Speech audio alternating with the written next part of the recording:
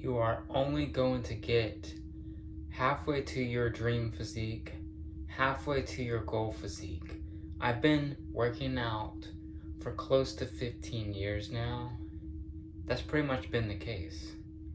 I've always wanted to be 200 pounds.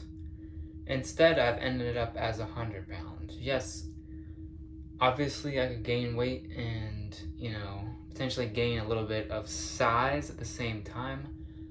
But in order to have the kind of conditioning I want and have the level of fitness that I desire, this is pretty much the weight that I'm gonna be at my heaviest. And I'm more into the lean look rather than that bulky, like, bodybuilder or powerlifter look. That's just never been what I'm into, and I just don't have the build for that. I also don't have the genetics for that.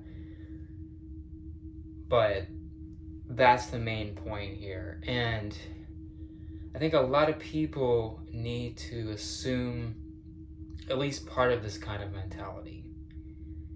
You are not going to be a big and bulky guy if you're going to especially stay natural. Forgot to preface with that. Yeah, obviously, this is in the context of natural fitness. If you're willing to take steroids, then it doesn't matter. You can have a lot more leeway. Even though genetics are still an important influencer, with steroids, you're only going to give yourself between 10 to 30 extra pounds of muscle. That's kind of the general rule.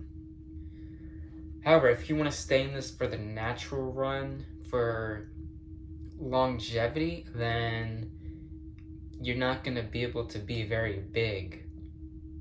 Because, like I have said to some of you commenters too, is that fitness has its limits. It's not this progressive, endless hobby. You're going to get stuck somewhere. I'm not like a lot of other people on here who say that, you can amass all this strength and it just goes up and up forever. That's not how it works.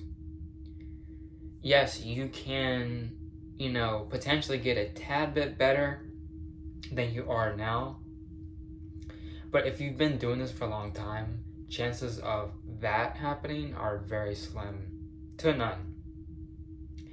So the main message of this video is you're only going to get halfway to your goal physique, and there's no other way around that.